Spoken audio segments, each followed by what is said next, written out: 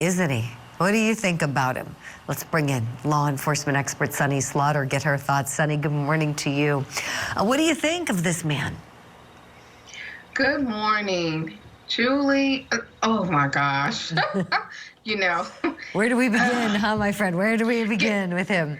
Yes, where do we begin? You know, this case, and you and I have had this conversation on the air, off the air, is so troubling with Lori and all of the things, like all of the people. What happened to this family? What happened with Lori? She was beautiful. She seemed very smart. And her brother, what happened to them to cause them to be the murderous type of individuals they are? I mean, murdering her children, the conspiracies, all of the harm. This case is the case that keeps on giving us far too much to talk about, with Lori at the center of it all. And every time she says, you know, my children and Kylie and my husband, it's like the nails on the chalkboard for me, because she cared nothing for them. And now in front of this audience, you know, of jurors who may or may not know the case, it's just always something with her. I want this to be over, and I want us to know what will happen to her in this case, and so we can move on to the next one and just be done with her. Right, Sunny, I know, and we still have that other trial, as you know, the trial over the attempted homicide of Brandon Boudreaux. So we'll be talking about that. I want to pick your brain on Lori's strategy going forward. Sunny, stand by, kindly, please. We're going to hit our first break. When we come back, some key moments from this homicide trial over the death of Charles Vallow.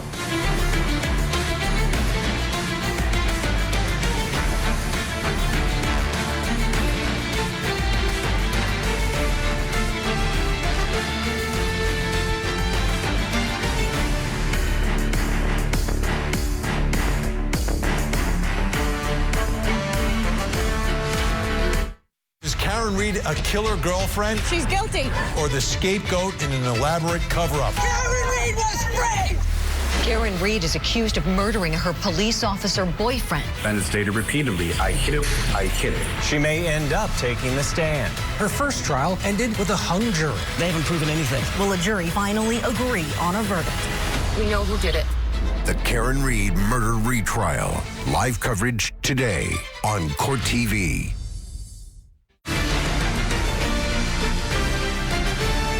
And then you had no contact with Charles after that, correct? Well, he was dead, so clearly I didn't have contact with him. What did you tell them about me in those interviews? Objection.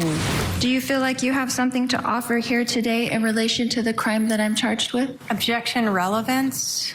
Did you see or hear or personally witness me conspire with Alex Cox to kill my husband, Charles Vallow?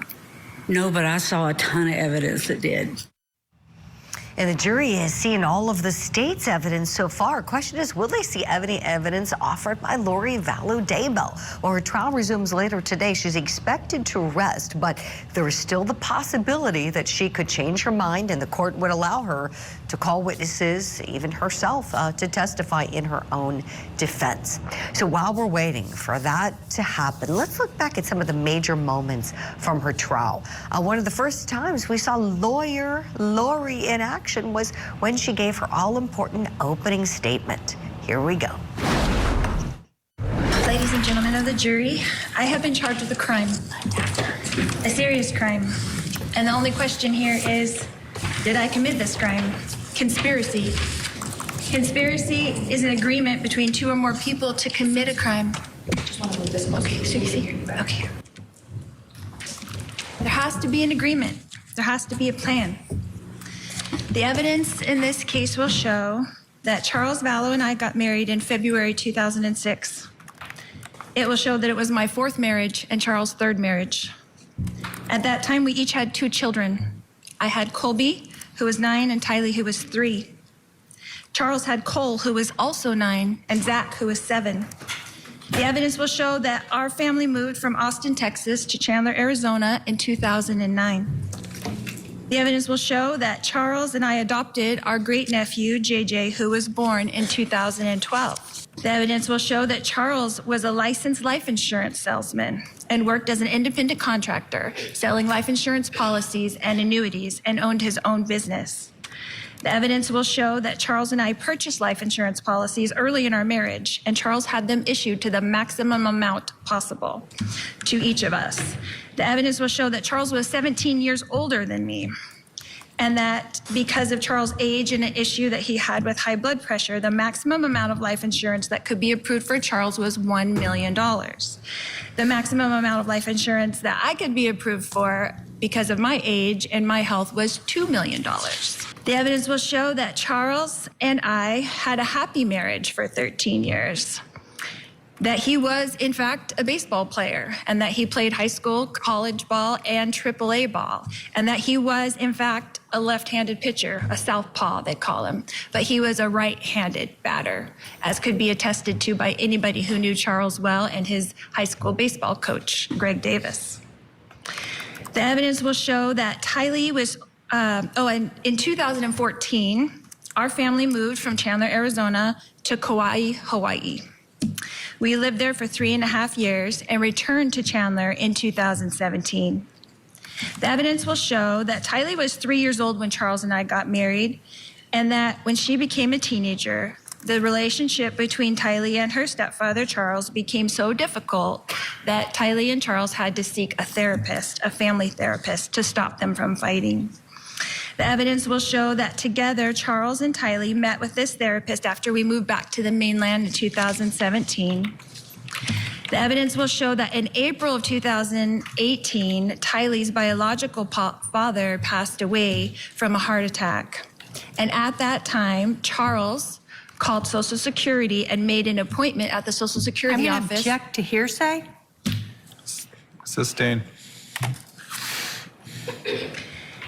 It will show that we did get Social Security for Tylee for her deceased father until she was 18 years old, and she was 15 years old at the time. Charles and Tylee had major increasing arguments, 2 in February of 2019, 1 of March in 2019, which was captured on video, 1 in May of 2019, 1 in June of 2019, and then the worst of all, in July 2019. The evidence will show that Charles insisted on flying into Phoenix on July 10th. As we've heard from the state. The evidence will show that I advised Charles that he could not stay with us at the Chandler house because he could not get along with Tylee, and I did not want them to get into another fight like they had 3 weeks prior. That Charles showed up at our Chandler residence around 7:30 in the rental car I booked for him on the morning of Thursday, July 11th, 2019. The evidence will show that when Charles entered the house, only JJ and I were awake and present. The evidence will show that after we put JJ in the rental car, that Charles came back into the residence to receive his phone, leaving JJ in the front seat of the rental car with the engine running.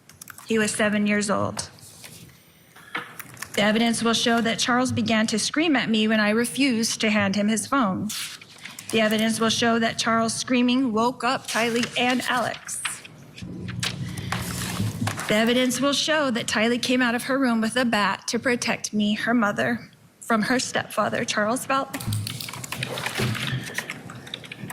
The evidence will show that Tylee and Charles fought over the bat, and that after a struggle over the bat, Tylee fell onto the ground, and Charles lifted up the bat to hit Tylee with the bat. The evidence will show that Alex then intervened to protect Tylee from being hit with the bat. He did not have a gun. He was not wearing a shirt. He was pulling up his jeans because he just woke up and came into the room where he heard the screaming.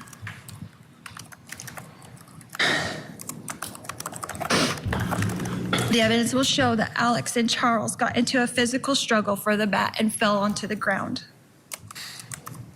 The evidence will show that Tylee, who was on the ground, was lifted up by me and sent outside to get away from the struggle and to protect JJ, who was still in the running car, in the rental car in the driveway.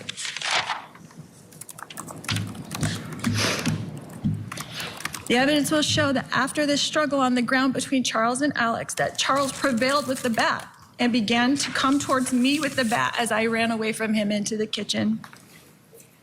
The evidence will show that at some point while I was running away from Charles, who was chasing me with the bat, that Alex apparently retrieved his gun. The evidence will show that I ran outside to the children and that Alex shot Charles in self-defense.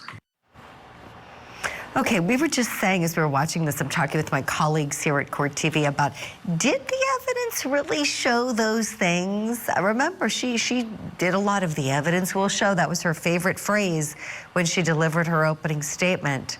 Now, we also recognize she doesn't have the burden. The state of Arizona does. So it's up to them to show what they promise in opening statement. So let's talk about that. Let's talk about Cult Mom and the story that she's telling, that this was a tragedy, not a crime. Let me bring back in law enforcement expert Sonny Slaughter to weigh in on that. Sonny, your thoughts on Cult Mom's legal theory that this was a tragedy? Oh, it was absolutely a tragedy. It really was.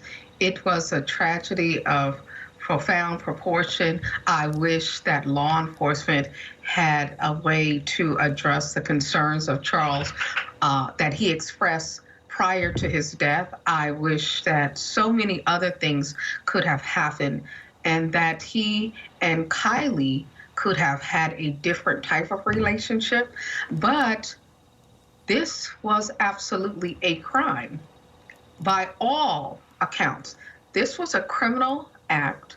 Now, I cannot say, and I won't say, that the state has proven or met their burden of 100% regarding the conspiracy. I think there are a lot of things that entangle the conspiracy, and I think based on what we know and who we know Lori to be, I think there is probability there, more so than not.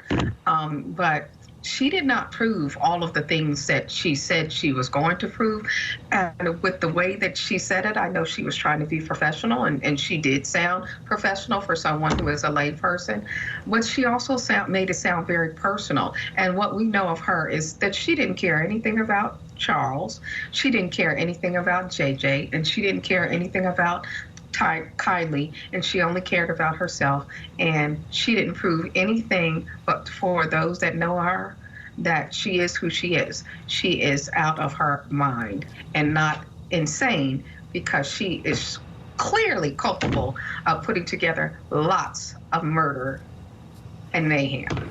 Right. So maybe evil. I know exactly what you're saying, Sonny. It's like we hear these facts and we think she's got to be out of her mind, but then we know she's been evaluated, tested. No, she's not. You hear her, she makes a lot of sense. She actually a couple times made some really good arguments, asked good questions. There's clarity there mentally. You know, she just may be heartless.